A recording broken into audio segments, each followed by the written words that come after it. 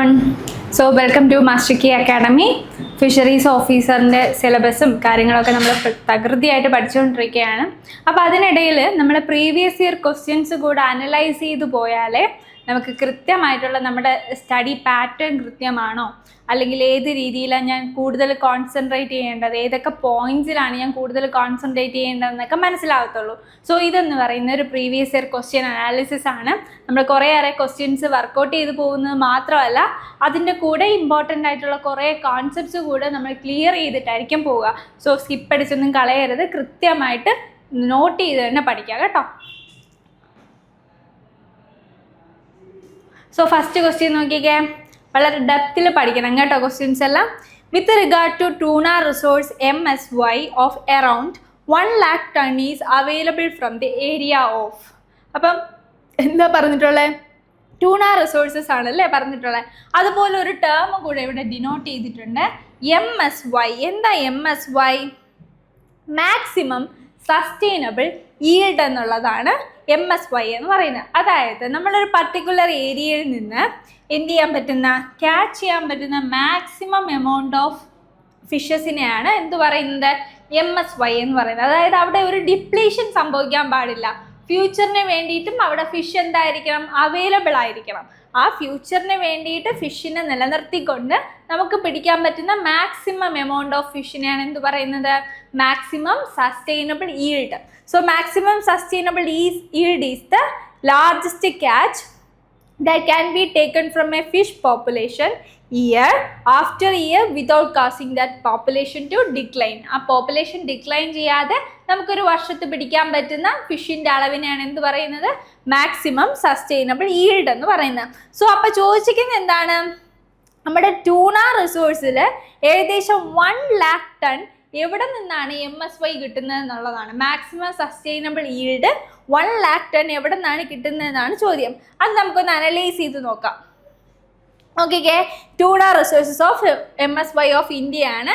ഇന്ത്യയുടെ total oceanic tuna resources എന്ന് പറയുന്നത് 2.13 lakh ton ആണ്. അതിൽ ഫസ്റ്റ് വരുന്നത് ലക്ഷദ്വീപാണ്, 1 lakh ton. അവിടെ സ്പെഷ്യലായിട്ട് നമ്മൾ യൂസ് ചെയ്യുന്ന ചില ടൂണ സ്പീഷീസുകളുണ്ട്, skipjack tuna, yellowfin tuna. ഇതൊക്കെ ഡിഫറെൻറ്റ് കൈൻഡ് ഓഫ് ടൂണാസ് ആണ് കേട്ടോ. നമ്മൾ ഫിഷിംഗ് ഒക്കെ കൂടുതൽ ഫിഷസിനെയൊക്കെ പറ്റി പഠിക്കും. Skipjack tuna, yellowfin tuna. Then രണ്ടാമത് വരുന്ന ആൻഡമാൻ ആൻഡ് നിക്കോബാർ ഐലൻഡ് ആണ്, 1.03 lakh ton. മൂന്നാമത് വരുന്ന ഇന്ത്യൻ മെയിൻലാൻഡ് വാട്ടേഴ്സ് ആണ്, ഏകദേശം 10,000 ton. അപ്പോൾ ഇതിൽ നിന്ന് തന്നെ നമുക്ക് മനസ്സിലാകും 1 lakh ton എവിടെ നിന്നുള്ളതാണ് നമ്മുടെ ചോദ്യമായിരുന്നു. എവിടെ നിന്നാണ്? Around the Lakshadweep cost. Okay, മനസ്സിലായല്ലോ. അപ്പോൾ ഇത്രയും കാര്യം പഠിച്ചു നമ്മൾ. MSY എന്താണെന്ന് പഠിച്ചു, ഓരോരുത്തുള്ള ടൂണ റിസോഴ്സസ് എന്താണെന്നുള്ളതും കൂടെ പഠിച്ചു. അപ്പോൾ ഈ തരത്തിലായിരിക്കും നമ്മൾ ക്വസ്റ്റ്യൻസ് എല്ലാം ഡിസ്കസ് ചെയ്ത് പോവുക. ഓക്കെ, രണ്ടാമത്തെ ക്വസ്റ്റ്യൻ നോക്കിക്കേ, which fish will eat the bioluminescence bacteria, that is Photobacter species, and store in it in light organs around the esophagus for the purpose of emits the light during the night hours to attract the prey. അതായത് ഇവരെന്ത് ചെയ്യുമെന്ന് വെച്ച് കഴിഞ്ഞാൽ, ഒരു പ്രത്യേക തരം fishes അവരുടെ എന്താണ് ബയോലൂമിനസൻസ് ബാക്ടീരിയ അവർ ഇൻജെക്റ്റ് ചെയ്യും. എന്നിട്ട് എങ്ങനെ, ലൈറ്റ് ഓർഗനിൽ സ്റ്റോർ ചെയ്ത് വെച്ചേക്കും. അവരുടെ ഈസോഫാഗസിൻ്റെ ഭാഗമായിട്ടുള്ള ലൈറ്റ് ഓർഗൻ ഉണ്ട്, അവിടെ സ്റ്റോർ ചെയ്ത് വെച്ചേക്കും ബയോലൂമിനസൻസ് ബാക്ടീരിയയെ കഴിച്ചുകൊണ്ട്. അപ്പോൾ അതെങ്ങനെയാണെന്ന് വെച്ച് കഴിഞ്ഞാൽ, എന്തിനു സഹായിക്കുമെന്ന് വെച്ച് കഴിഞ്ഞാൽ, നൈറ്റ് ടൈമിൽ ലൈറ്റ് പ്രൊഡ്യൂസ് ചെയ്യാനായിട്ട് അവരെ സഹായിക്കും. അപ്പോൾ അത് ഏത് സ്പീഷ്യസ് ആണെന്നാണ് ചോദിച്ചിട്ടുള്ളത്. ആരാണ്? ഓക്കെ, ഇതാണ്. അതായത് നമ്മുടെ സിൽവർ ബെല്ലീസ് പോണി ഫിഷസ് ഫാമിലി, ലെഗ്നോനാത്തിഡേ എന്ന് പറയുന്ന ഫാമിലിയിലുള്ള സിൽവർ ബെല്ലീസ് അഥവാ പോണി ഫിഷസ് എന്നറിയപ്പെടുന്ന ഈ ഫിഷസ് ആണ് എന്ത് ചെയ്യുന്നത്, ഒരു സിംബയോട്ടിക് ബയോലൂമിനസൻസ് ആണ്. നമ്മൾ എക്കോളജിക്കൽ ഇൻട്രാക്ഷൻസ് ഒക്കെ പഠിക്കുന്ന സമയത്ത് സിംബയോട്ടിക് അസോസിയേഷൻ ഒക്കെ പഠിച്ചിട്ടുണ്ടാവും അല്ലേ. രണ്ടു പേർക്കും ഗുണമുള്ള തരത്തിലുള്ള അസോസിയേഷൻസ് ആണ് സിംബയോട്ടിക് അസോസിയേഷൻസ്. ഇവിടെ ഫോട്ടോബാക്ടർ ബയോലൂമിനസൻസ് ബാക്ടീരിയയ്ക്ക് ഒരു ഹാബിറ്റാറ്റ് കിട്ടുന്നു, ഇവർക്ക് ആവശ്യത്തിനുള്ള ലൈറ്റ് കിട്ടുന്നു. അപ്പോൾ രണ്ടു പേർക്കും ഗുണമുള്ള രീതിയിലുള്ളൊരു ഇൻട്രാക്ഷൻ ആണ്. സോ ഇവരെന്തിനൊക്കെ വേണ്ടിയിട്ടാണ്, ഒന്ന് നൈറ്റിൽ ലൈറ്റിൽ എമിറ്റ് ചെയ്യുന്നുണ്ട്, ഒന്ന് പ്രേ അട്രാക്ട് ചെയ്യാൻ വേണ്ടിയിട്ടാണ്, പിന്നെ മറ്റ് ഇൻഡിവിജ്വൽസുമായിട്ട് കമ്മ്യൂണിക്കേറ്റ് ചെയ്യാൻ വേണ്ടി കൂടെയാണ് അവർ ആ ലൈറ്റ് റേസ് യൂസ് ചെയ്യുന്നത്. അപ്പോൾ ആരാണ്? സിൽവർ ബെല്ലീസ് അഥവാ പോണി ഫിഷസ് എന്ന് പറയുന്ന ഫിഷസ് ആണ് എന്ത് ചെയ്യുന്നത്? ബയോലൂമിനസെൻസ് ബാക്ടീരിയയെ അവരുടെ ലൈറ്റ് ഓർഗനിൽ സ്റ്റോർ ചെയ്ത് ലൈറ്റ് എമിറ്റ് ചെയ്യാൻ വേണ്ടിയിട്ട് യൂസ് ചെയ്യുന്നത്. മനസ്സിലായോ? ഇതാണ് രണ്ടാമത്തെ ക്വസ്റ്റ്യൻ. അടുത്ത മൂന്നാമത്തെ ക്വസ്റ്റ്യൻ നോക്കിക്കേ. The world most expensive caviar is produced from. Caviar അറിയാലോ, കെവിയർ എന്ന് പറയുന്ന ഒരു ഫുഡ് മെറ്റീരിയൽ ആണ്. അതിൽ മോസ്റ്റ് എക്സ്പെൻസീവ് ആയിട്ടുള്ള കെവിയർ എന്തിൽ നിന്ന് പ്രൊഡ്യൂസ് ചെയ്യുന്നതെന്നാണ് ചോദിച്ചിട്ടുള്ളത്. Most expensive caviar is produced from, നോക്കിക്കേ, ബെലൂഗ സ്റ്റർജൻ അഥവാ ഹൂസോ എന്ന് പറയുന്ന ഒരു ബെലൂഗ സ്റ്റർജൻ ഫിഷിൽ നിന്നാണ്. ഇതാണ് സ്റ്റർജൻ ഫിഷ്. സ്റ്റർജൻ ഫിഷിൽ നിന്നാണ് മോസ്റ്റ് എക്സ്പെൻസീവ് കെവിയർ പ്രൊഡ്യൂസ് ചെയ്യുന്നത്. ഇതാണ് കെവിയർ. ഇതിൻ്റെ എഗ്ഗാണ് കേട്ടോ, ഫിഷസിൻ്റെ എഗ്ഗാണ് കെവിയർ ആയിട്ട് ഇവിടെ പ്രൊഡ്യൂസ് ചെയ്തെടുക്കുന്നത്. സോ ഹൂസോയാണ് ബെലൂഗ സ്റ്റർജൻ എന്ന് പറയുന്ന ഹൂസോയാണ് മോസ്റ്റ് എക്സ്പെൻസീവ് കെവിയർ പ്രൊഡ്യൂസ് ചെയ്യാൻ വേണ്ടി യൂസ് ചെയ്യുന്ന ഫിഷ് എന്ന് പറയുന്നത്. Okay, next question. What is the FAO area code for Eastern Indian Ocean? Eastern Indian Oceanന്റെ FAO കോഡ് എന്താണെന്നുള്ളതാണ് ചോദിക്കുന്നത്. അപ്പോൾ അത് നമ്മൾ രണ്ട് കോഡും പഠിച്ചു വെച്ചേക്കണം. നോക്കിക്കേ, FAO ഏരിയ 51 ആണ് വെസ്റ്റേൺ ഇന്ത്യൻ ഓഷ്യൻ. അതായത് നമ്മുടെ Arabian sea, bay of Bengal partially, അതുപോലെ east African coast, Maldives, Lakshadweep region, west of Australia. ഇത്രയും വരുന്ന ഏരിയയാണ് വെസ്റ്റേൺ ഇന്ത്യൻ ഓഷ്യൻ്റെ FAO ഏരിയ 51. ഓക്കെ, നെക്സ്റ്റ് എന്താണ്? FAO area 57 eastern Indian ocean ആണ്. East of India, Indonesia, Andaman sea and west of Australia. ഇത്രയും വരുന്നതാണ് എന്തിൽ വരുന്ന FAO ഏരിയ 57. സോ ഏരിയ 57 എന്താണ്? ഈസ്റ്റേൺ ഇന്ത്യൻ ഓഷ്യനും ഏരിയ 51 വെസ്റ്റേൺ ഇന്ത്യൻ ഓഷ്യനുമാണ്. നമ്മുടെ ക്വസ്റ്റ്യൻ എന്തായിരുന്നു? നമ്മുടെ ഈസ്റ്റേൺ ഇന്ത്യൻ ഓഷ്യൻ എന്താണെന്നാണ് ചോദിച്ചിട്ടുള്ളത്. FAO ഏരിയ 57 ആണ് ഉത്തരം. ഓക്കെ, അടുത്ത ക്വസ്റ്റ്യൻ നോക്കിക്കേ. The method use to analysis of length frequency data. Length frequency data, അതായത് ഒരു ഫിഷ് ഇപ്പോൾ പല അളവിലുള്ള ലെന്ത് ഫിഷ് ഉണ്ടാവും അല്ലേ. ഇപ്പോൾ 3 സെൻറ്റിമീറ്റർ ഉള്ളതുണ്ടാകും, അതേസമയം 5 സെൻറ്റിമീറ്റർ ഉണ്ടാകും, 10 സെൻറ്റിമീറ്റർ ഉണ്ടാകും. ഈ 3 സെൻറ്റിമീറ്റർ എത്ര ഉള്ള 100 എണ്ണം ഉണ്ടായിരുന്നു എന്ന് കരുതിക്കോ. 5 സെൻറ്റിമീറ്റർ ഉള്ളത് 200 എണ്ണം, 10 സെൻറ്റിമീറ്റർ ഉള്ള 300 എണ്ണം. ഇത്തരത്തിൽ ലെന്തും ഫ്രീക്വൻസിയും തമ്മിലുള്ള ഒരു ഡേറ്റ അനാലിസിസിന് ഇതിലെന്ത് മെത്തേഡ് യൂസ് ചെയ്യും എന്നുള്ളതാണ് ചോദ്യം. സ്റ്റാറ്റിസ്റ്റിക്സ് ഒക്കെ പഠിക്കുന്ന സമയത്ത് നമ്മൾ ഡീറ്റെയിൽ ആയിട്ട് പഠിക്കും. ഈ മെത്തേഡ്സ് എല്ലാം തന്നെ, അതായത് ഇൻ്റഗ്രേറ്റഡ് മെത്തേഡ്, പീറ്റേഴ്സൺ മെത്തേഡ്, അതുപോലെ മോഡൽ ക്ലാസ് പ്രോഗ്രഷൻ അനാലിസിസ്, ഇതെല്ലാം തന്നെ എന്തിനു വേണ്ടി യൂസ് ചെയ്യുന്നുണ്ട്? ലെന്ത് ഫ്രീക്വൻസി ഡേറ്റ അനാലിസിസിന് വേണ്ടി യൂസ് ചെയ്യുന്നുണ്ട്. Okay, next question. In Y/R recruit model developed by Beaverton and Holt, age at first capture denoted by. ഇത് ഒരു എന്താ പറയുക, Y/R yield by rate ആണ് കേട്ടോ. yield by rate model develop ചെയ്തത് ബെവർട്ടനും ഹോൾട്ടും ആണ്. ഇതെല്ലാം ഫിഷ് സ്റ്റാറ്റിസ്റ്റിക്സ് പഠിക്കുമ്പോൾ ഡീറ്റെയിൽ ആയിട്ട് പഠിക്കും. ബെവർട്ടൺ ആൻഡ് ഹോൾട്ട് ആണ് Y/R റിക്രൂട്ട് മോഡൽ ഡെവലപ്പ് ചെയ്തത്. അപ്പോൾ അതിൽ അദ്ദേഹം ആ ഇക്വേഷൻ ഡിനോട്ട് ചെയ്യുന്ന സമയത്ത് ഫസ്റ്റ് ക്യാപ്ചർ എന്നുള്ളത് എന്ത് അക്ഷരം കൊണ്ട് ഡിനോട്ട് ചെയ്തിട്ടുണ്ടെന്നാണ് ചോദ്യം. നോക്കിക്കേ, ഇതിൽ yield per recruit model evaluate ചെയ്യുന്നതിൽ TP or TR ആണ് age at first capture. Okay, അതുപോലെ T_B ആണ് ഏജ് അറ്റ് ബർത്ത്. T0 ആണ് theoretical age when fish size is 0. Then LR ആണ് ലെന്ത് അറ്റ് ഫസ്റ്റ് ക്യാപ്ചർ. അപ്പോൾ ഇത്രയും ഓർത്ത് വയ്ക്കുക. TP or TR, T_B, T0, LR.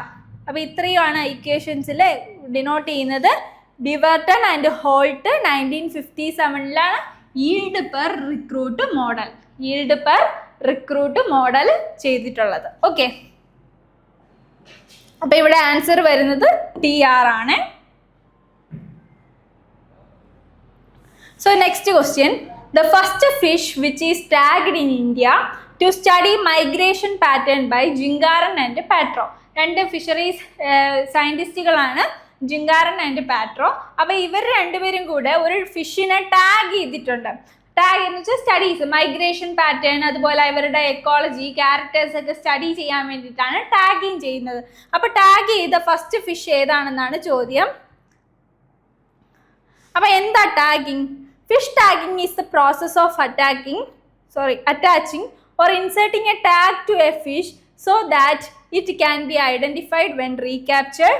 It helps scientists to track migration routes, growth rates, survival, stock structure and habitual use.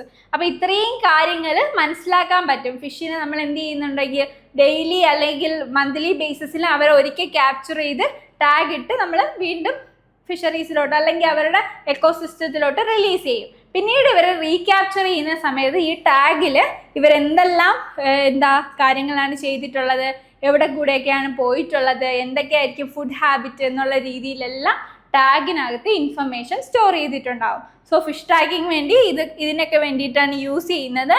അപ്പോൾ question എന്തായിരുന്നു? First fish which is tagged in India to study migration pattern by Jhingran and പെട്രോ. ജിങ്കാരനും പെട്രോയും കൂടെ ഏത് ഫിഷിനെയാണ് first tag ചെയ്തതെന്നുള്ളതാണ്. മുള്ളറ്റാണ് കേട്ടോ, ഗ്രേ മുള്ളറ്റാണ്, grey mullet. Okay, so next question. Devikulam cold water ലേക്കാണ്. Is situated in the state of, എവിടെയാണ്? കേരളയാണ് കേട്ടോ. കേരളയിൽ ഇടുക്കിയിൽ കാണപ്പെടുന്ന ഒരു കോൾഡ് വാട്ടർ ലേക്കാണ് Devikulam. Devikulam is a cold water hill lake located near Munnar in Idukki district of Kerala. It is known for trout fishery. Trout എന്ന് പറയുന്ന ഫിഷറിക്ക് വേണ്ടിയിട്ട് പേര് കേട്ട ഒരു കോൾഡ് വാട്ടർ ലേക്കാണ് എന്തെന്ന് പറയുന്നത്? Devikulam, located in Munnar in Idukki district. Okay, so Kerala, അതാണ് ആൻസർ വരുന്നത്. The evil effect of damming of rivers on fisheries were first reported by. അതായത് ഡാം ചെയ്യുന്നത് ഫിഷറീസിനെ വളരെ മോശമായിട്ട് ബാധിക്കും എന്ന് ആദ്യമായിട്ട് റിപ്പോർട്ട് ചെയ്തത് ആരാണെന്നാണ് ചോദ്യം. ഓപ്ഷൻസ് ഇത്രയും ഉണ്ട്: VG Jhingran, Alikunju, sir Francis Day, MGK Menon. അപ്പോൾ ഇതിൽ ആരാണെന്നുള്ളതാണ് ചോദ്യം. നോക്കിക്കേ, sir Francis Day, the first inspector general of fisheries. So രണ്ട് ക്വസ്റ്റ്യൻ ആണ് ഇവിടെ പറഞ്ഞത് ആരാണ്? ഡാംസിന്റെ ഇൽ എഫക്റ്റിനെ പറ്റി പറഞ്ഞത് സർ ഫ്രാൻസിസ് ഡേ ആണ്.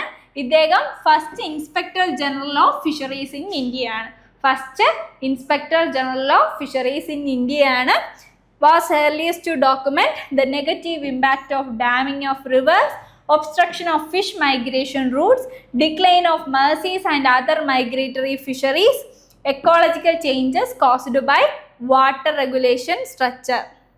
ഓക്കെ, അപ്പോൾ ഇത്രയും കാര്യങ്ങളുടെ പറ്റി നല്ല ഡീപ്പായിട്ട് നോട്ടീസ് ചെയ്ത് അതിനെപ്പറ്റി എഴുതിയിട്ടുള്ള ആളാണ് ആരെന്ന് പറയുന്നത്? Sir Francis Day. അദ്ദേഹം ആരാണ്? First inspector general of fisheries of India. അപ്പോൾ ഒരു ക്വസ്റ്റ്യനിൽ നിന്ന് തന്നെ നമ്മൾ ഒരുപാട് പോയിന്റ്സ് പഠിച്ചു.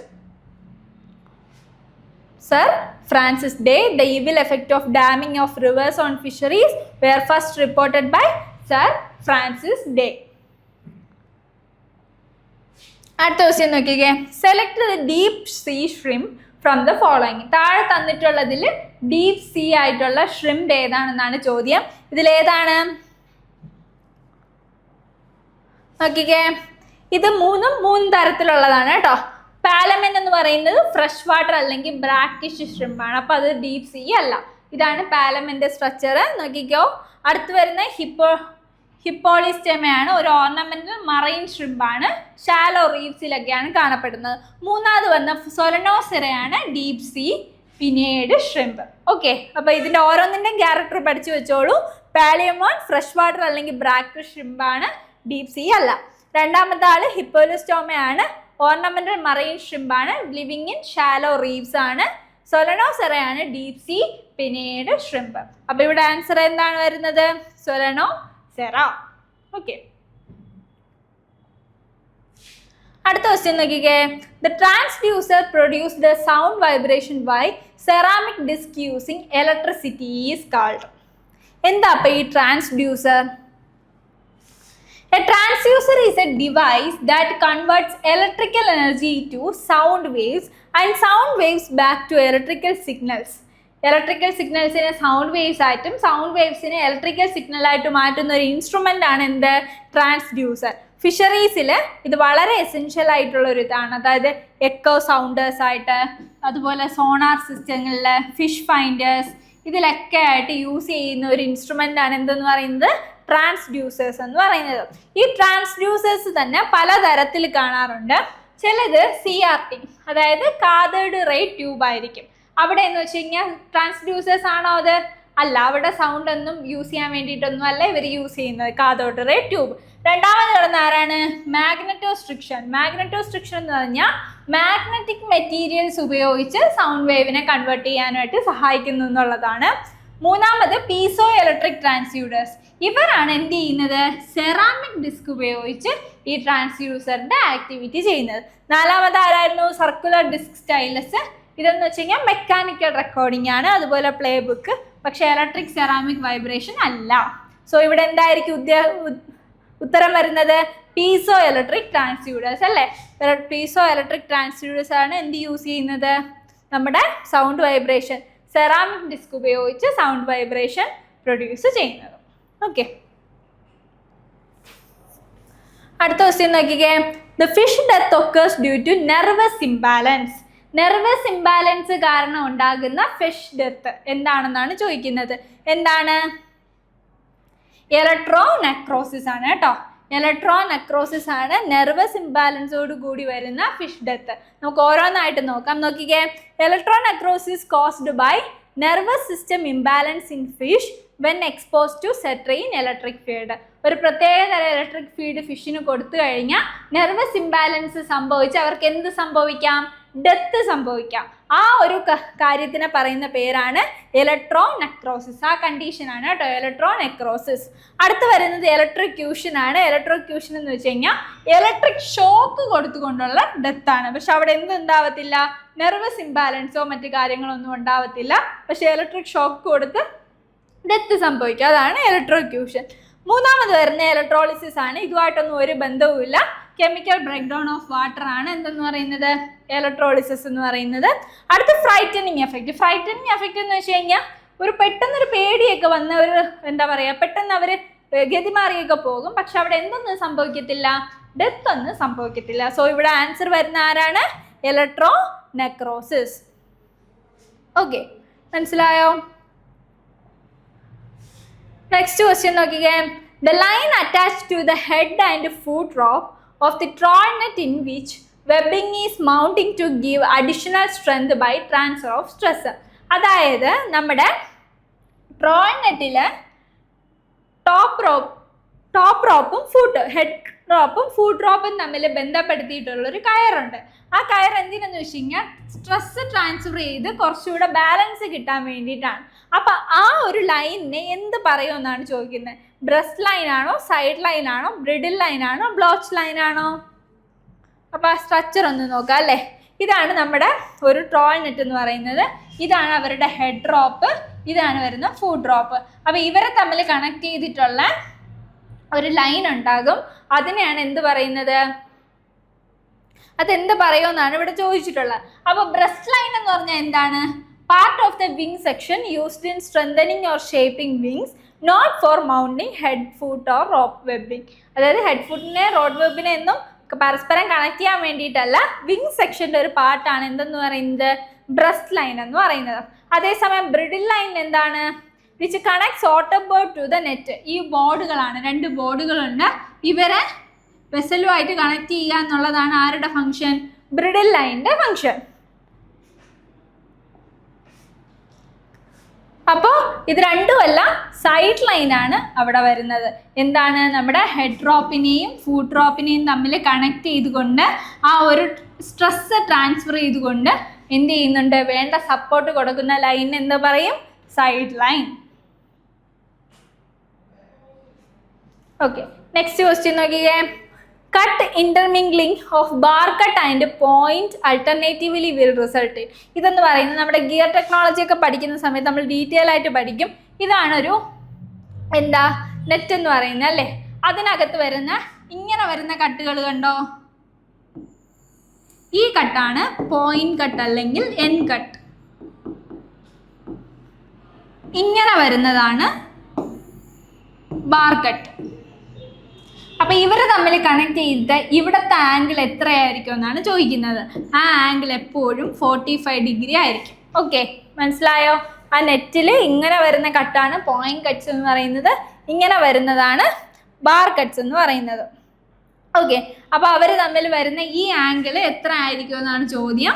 45 ഡിഗ്രി ആംഗിൾ ആണ്. ഓക്കെ, അടുത്ത preservative Kutch is extracted from. നമ്മൾ ഫിഷ് ഫുഡിലൊക്കെ ഫിഷിൻ്റെ ഈ പ്രോഡക്ട്സിലൊക്കെ യൂസ് ചെയ്യുന്ന ഒരു പ്രിസർവേറ്റീവ് ആണ് എന്തെന്ന് പറയുന്നത്, കച്ച് എന്ന് പറയുന്നത്. ഈ കച്ച് എന്തിൽ നിന്ന് എക്സ്ട്രാക്ട് ചെയ്യുന്നതെന്നാണ് ചോദിച്ചിരിക്കുന്നത്. എന്തിൽ നിന്നാണ് എക്സ്ട്രാക്ട് ചെയ്തിട്ടുള്ളത്? Kutch, also called catechu, is a natural preservative traditionally used for fishing nets, twines, leather tannings, dye. അതായത് ഫിഷിന് വേണ്ടി യൂസ് ചെയ്യുന്ന ഗിയേഴ്സിലൊക്കെ പ്രിസർവേറ്റീവ് ആയിട്ട് യൂസ് ചെയ്യുന്നതാണ് ആരെന്ന് പറയുന്നത്, കച്ച് അല്ലെങ്കിൽ കറ്റാച്ചു എന്ന് പറയുന്ന നാച്ചുറൽ പ്രിസർവേറ്റീവ്. അപ്പോൾ it is extracted mainly from the hard wood of Terminalia species. Terminalia species എന്ന് പറയുന്ന ഒരു മരത്തിൽ നിന്നാണ്, അവരുടെ ഹാർട്ട് വുഡിൽ നിന്നാണ് എന്ത് യൂസ് ചെയ്യുന്നത്, ഈ കച്ച് എന്ന് പറയുന്ന പ്രിസർവേറ്റീവ് എക്സ്ട്രാക്ട് ചെയ്യുന്നെടുക്കുന്നത്. Terminalia chebula, Terminalia bellerica, Terminalia alata, ഈ 3 തരത്തിലുള്ള സ്പീഷീസിൻ്റെ ഹാർട്ട് വുഡിൽ നിന്ന് എക്സ്ട്രാക്ട് ചെയ്യുന്ന പ്രിസർവേറ്റീവാണ് എന്തെന്ന് പറയുന്നത്, കച്ച്. ഓക്കെ, അപ്പോൾ ഉത്തരം വരുന്നത് ടെർമിനാലിയ സ്പീഷീസ്. അടുത്ത ക്വസ്റ്റ്യൻ നോക്കിക്കേ. Catamaran of Andhra Pradesh is locally known as. Catamaran എന്ന് വെച്ച് കഴിഞ്ഞാൽ അറിയാലോ, ലോഗുകൾ പരസ്പരം കൂട്ടിയിണക്കിയിട്ടുള്ള ബോട്ട് ഷേപ്പ്ഡ് ക്രാഫ്റ്റ്സിനെയാണ് എന്തെന്ന് പറയുന്നത്, കറ്റാമരൻ എന്ന് പറയുന്നത്. അപ്പോൾ കറ്റാമരൻ ആന്ധ്രാപ്രദേശിൽ ലോക്കലി കാണുന്ന കറ്റാമരന് എന്ത് പേരാണ് പറയുന്നതെന്നാണ് ചോദിച്ചിട്ടുള്ളത്. എന്ത് പേരാണ്? തെപ്പലു. ഓക്കെ, ആന്ധ്രാപ്രദേശിലെ കറ്റാമരന് ലോക്കലി പറയുന്നത് തെപ്പലു എന്നുള്ളതാണ്. ഓക്കെ, അടുത്ത് നോക്കിക്കേ. Select the water borne type wood preservative. വുഡിൽ ഇപ്പോൾ ഷിപ്പ് അല്ലെങ്കിൽ ക്രാഫ്റ്റ്സ് ഒക്കെ ഉണ്ടാക്കാൻ ഉപയോഗിക്കുന്ന വുഡിനെ പ്രിസർവ് ചെയ്യാൻ ഉപയോഗിക്കുന്ന എന്താ water borne type wood preservative ഏതാണെന്നാണ് ചോദിച്ചിട്ടുള്ളത്. ഏതാണ് വാട്ടർ ബോൺ ടൈപ്പ്? നോക്കിക്കേ. വാട്ടർ ബോൺ വുഡ് പ്രിസർവേറ്റീവ്സ് എന്ന് പറഞ്ഞു കഴിഞ്ഞാൽ ഇവരെന്തിലും ഡിസോൾവ് ആവും, വാട്ടറിൽ ഡിസോൾവ് ആകും. അതായത് നമ്മുടെ വുഡിലോട്ട് അടിക്കുന്ന സമയത്ത് വാട്ടറിൽ ഡിസോൾവ് ആകുകയും വാട്ടർ ഇവാപ്പറേറ്റ് ചെയ്യുന്ന സമയത്ത് വുഡിലോട്ട് പെനട്രേറ്റ് ചെയ്യുകയും ചെയ്യും. അതാണ് വുഡ് ബോൺ പ്രിസർവേറ്റീവ്സ് എന്ന് പറയുന്നത്. ഇതിന് എക്സാമ്പിൾസ് ആയിട്ട് വരുന്നത് chromated copper arsenate CCA, chromated zinc chloride CZC, zinc chloride based preservatives. ഇവർ 3 പേരുമാണ് വാട്ടർ ബോൺ പ്രിസർവേറ്റീവ്സ് വരുന്നത്. സോ ഇവിടെ ആൻസർ വരുന്നത് ക്രോമാറ്റഡ് സിങ്ക് ക്ലോറൈഡ്സ് ആണ്. ഓക്കെ, അടുത്ത ക്വസ്റ്റ്യൻ നോക്കിക്കേ. The first steel ship was built in the year. First steel ship ഏത് ഇയറിലാണ് പ്രൊഡ്യൂസ് ചെയ്തതെന്നുള്ളതാണ് ചോദ്യം വന്നിട്ടുള്ളത്. The first sea going steel ship ഏതൊക്കെയാണ്? SS Iris and SS Meander. അപ്പോൾ കൃത്യമായിട്ട് പഠിച്ചു വയ്ക്കുക.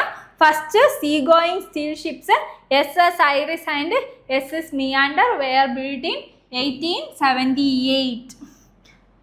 ഓക്കെ, അപ്പോൾ ഇവിടെ കറക്റ്റ് ചോയ്സ് ഏതാണ്? ഓപ്ഷൻ A ആണ് കറക്റ്റ് ചോയ്സ് ആയിട്ട് വരുന്നത്. അപ്പോൾ first sea going steel ships ഏതൊക്കെയാണ്? SS Iris and SS Meander 1878. So 1878. Next question. The plan show the outline of the water lines which are drawn parallel to the baseline. Parallel അതായത് base, ഇപ്പോൾ ship ഇങ്ങനെ നിൽക്കുന്ന line ഉണ്ട്, base line. അപ്പോൾ ഇതിന് parallel ആയിട്ട് പല water ലൈൻസും കാണിച്ചിട്ടുള്ള പ്ലാൻസുകളുണ്ട്. ആ പ്ലാനിനെ എന്ത് പറയുമെന്നാണ് ചോദിച്ചിട്ടുള്ളത്. നോക്കിക്കേ, കണ്ടോ, വാട്ടർ ലൈനിൽ പല തരത്തിലുള്ള ലൈൻസ് കാണാൻ പറ്റും. Fresh water load line, tropical fresh water load line, tropical zone load line, summer load line, winter load line. ഓരോ കാലഘട്ടത്തിൽ അല്ലെങ്കിൽ ഓരോ സമയത്ത് എത്രത്തോളം ഫിഷ് ഇതിനകത്ത് ലോഡ് ചെയ്യാം എന്നുള്ളതാണ് ഈ ലോഡ് ലൈൻ കൊണ്ട് കാണിക്കുന്നത്. അപ്പോൾ ഇതെന്തിലാണ് കാണിക്കുന്നതെന്നാണ് ചോദിച്ചിട്ടുള്ളത്. എന്തിലാണ്? ഹാഫ് ബ്രെഡ്ത്ത് പ്ലാനിലാണ് ഈ ബേസ് ലൈനും വാട്ടർ ലൈൻസ്, പലതരത്തിലുള്ള വാട്ടർ ലൈൻസിൻ്റെ ഔട്ട് ലൈൻസ് ഹാഫ് ബെർത്തിൽ പ്ലാനിലാണ് കൊടുത്തിട്ടുള്ളത്. ഓക്കെ, അടുത്ത ക്വസ്റ്റ്യൻ നോക്കിക്കേ. Select the Kort nozzle propeller. അതായത് പ്രൊപ്പല്ലർ എന്ന് പറയുമ്പോൾ എന്താണ്? നമ്മുടെ ക്രാഫ്റ്റിന് മുന്നോട്ട് പോകാനായിട്ട് സഹായിക്കുന്ന, മുന്നോട്ടോ പുറകോട്ടോ അതിന് മൂവ് ചെയ്യാൻ വേണ്ടി സഹായിക്കുന്ന മെഷീൻസിനെയാണ് പ്രൊപ്പല്ലർ എന്ന് പറയുന്നത്. അപ്പോൾ പല വെസൽസിൽ യൂസ് ചെയ്യുന്ന പലതരത്തിലുള്ള പ്രൊപ്പല്ലർ ആയിരിക്കും. അത് ക്രാഫ്റ്റിൻ്റെ കൂടുതൽ ഡീറ്റെയിൽസ് ഒക്കെ പഠിക്കുന്ന സമയത്ത് നമ്മൾ പഠിക്കും. എന്നാലും ഓർത്ത് വയ്ക്കുക, ഈ കോട്ട് നോസിൽ പ്രൊപ്പല്ലർ ഏത് പ്രൊപ്പല്ലറിലാണ് വരുന്നതെന്നാണ് ചോദിച്ചിട്ടുള്ളത്. നോക്കിക്കേ, ഇതൊരു മറൈൻ പ്രൊപ്പല്ലറാണ്, സ്ക്രൂ പ്രൊപ്പല്ലർ എന്ന് പറയുന്നത്. ഇതാണ് എന്ത് ചെയ്യുക, ഇങ്ങനെ സർക്കിളായിട്ട് ഒരു ത്രസ്റ്റ് ഡെവലപ്പ് ചെയ്തിട്ടാണ് എന്ത് ചെയ്യുന്നത്, ഷിപ്പ് മുന്നോട്ടോ പുറകിലോട്ടോ ഒക്കെ മൂവ് ചെയ്യുന്നത്. ഇതാണ് പ്രൊപ്പല്ലർ എന്ന് പറയുന്നത്. അപ്പോൾ ഈ പ്രൊപ്പല്ലറിൽ ഇത്തരത്തിലുള്ള ഒരു പോയിന്റ് അല്ലെങ്കിൽ ഇങ്ങനെ ഒരു പോയിന്റഡ് ആയിട്ടുള്ള വരുന്ന സ്ട്രക്ചർ ഉള്ളവരെയാണ് എന്ത് പറഞ്ഞത്? കോട്ട് നോസിൽ എന്ന് പറഞ്ഞത്. കോട്ട് നോസിൽ പ്രൊപ്പല്ലർ, അത് ഡക്റ്റഡ് പ്രൊപ്പല്ലറിലാണ് പൊതുവേ കോട്ട് നോസിൽ പ്രൊപ്പല്ലർ കാണുന്നത്. ഓക്കെ, ഓർത്ത് വയ്ക്കുക കേട്ടോ. അടുത്ത ക്വസ്റ്റ്യൻ നോക്കിക്കേ. All the standard meridians are apart from each other by. ഇപ്പം ഇതൊരു എർത്താണെങ്കിൽ എർത്തിന് നമ്മൾ ഇമാജിനറി ലൈൻസ് വരച്ചിട്ടുണ്ട് അല്ലേ, ലോങ്ങിറ്റ്യൂഡ്സ് വരച്ചിട്ടുണ്ട്. അപ്പോൾ ഓരോ ലോങ്ങിറ്റ്യൂഡ് 0 ഡിഗ്രി ആണെങ്കിൽ ഓരോ ലോങ്ങിറ്റ്യൂഡ്സും തമ്മിൽ എത്ര ഡിഗ്രി എപ്പാർട്ടാണെന്നാണ് ചോദിച്ചിട്ടുള്ളത്? 15 ഡിഗ്രി എപ്പാർട്ടാണ്. അത് നമുക്കറിയാവുന്ന കാര്യമാണ്. നോക്കിക്കേ, A Meridian is N imaginary line on the earth that runs from north pole to south pole. Meridian is also known as line of longitudes. നമ്മൾ ലോങ്ങിറ്റ്യൂഡ്സ് എന്നൊക്കെയാണ് പഠിച്ചിട്ടുള്ളത്. അതിനെ നമുക്ക് എന്തും പറയാം? മെറിഡിയൻസ് എന്നും പറയാം. അപ്പോൾ ഓരോ മെറിഡിയൻസും തമ്മിൽ എത്ര ഡിഗ്രിയുടെ വ്യത്യാസമുണ്ട്? 15 ഡിഗ്രിയുടെ വ്യത്യാസം ഉണ്ട്. ഓക്കെ, അടുത്ത ക്വസ്റ്റ്യൻ നോക്കിക്കേ.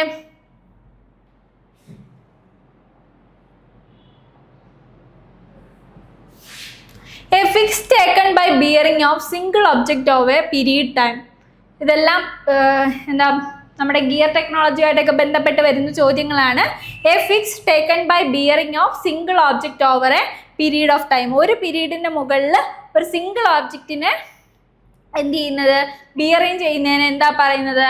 റണ്ണിങ് ഫിക്സ് എന്നാണ് പറയുന്നത്. Okay, a fix taken by bearing of single object over a period of time. എന്താണ്?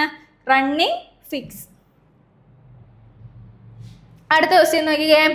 The device use to show the GST and for identifying the longitudes. Correct global standard പോയിന്റ്സും അതുപോലെ തന്നെ ലോങ്ങിറ്റ്യൂഡ്സും identify ചെയ്യാൻ വേണ്ടി use ചെയ്യുന്ന instrument ഏതെന്നാണ് ചോദിച്ചിട്ടുള്ളത്. ഏതാണ്? ക്രോണോമീറ്റർ.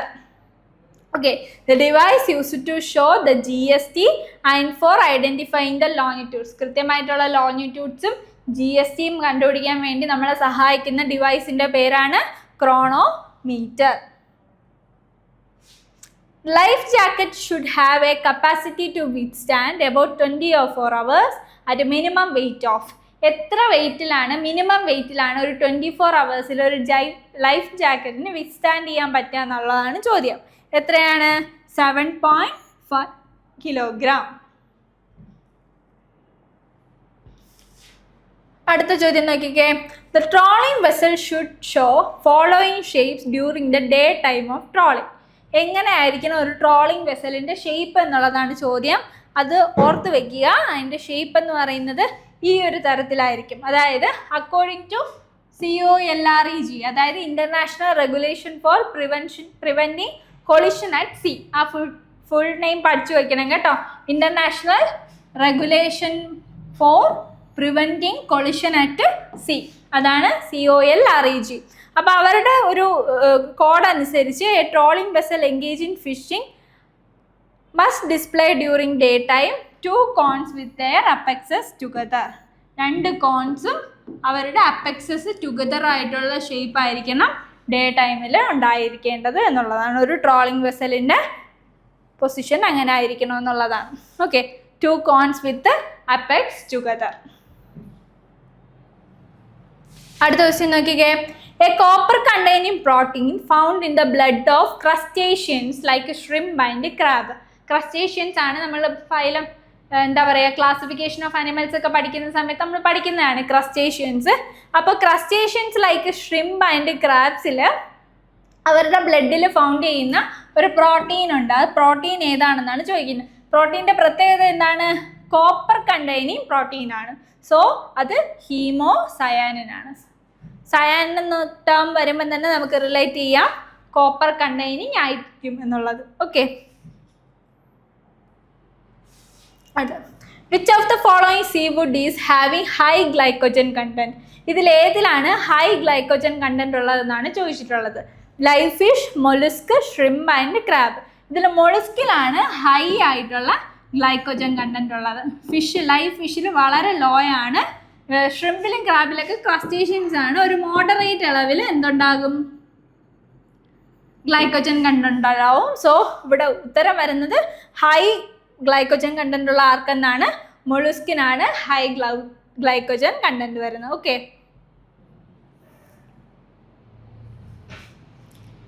മൊളുസ്ക്. ഓക്കെ, സോ നമ്മളിവിടെ ഒരു 25ഓളം ക്വസ്റ്റ്യൻസ് വർക്കൗട്ട് ചെയ്തിട്ടുണ്ട്.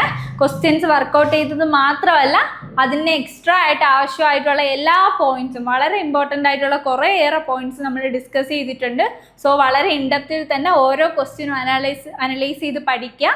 അപ്പം നിങ്ങൾക്ക് അറിയാൻ പറ്റും, പ്രീവിയസ് ഇയർ ക്വസ്റ്റ്യൻസ് വർക്കൗട്ട് ചെയ്യുമ്പോൾ നമുക്ക് കൃത്യമായിട്ട് അറിയാൻ പറ്റും നമ്മൾ ഏത് പേസിലാണ് പഠിക്കുന്നത്, നമ്മുടെ പാറ്റേൺ ഓഫ് സ്റ്റഡി കൃത്യമാണോ എന്നൊക്കെ കൃത്യമായിട്ട് മനസ്സിലാവും. സോ നല്ലപോലെ പഠിക്കുക. Thank you.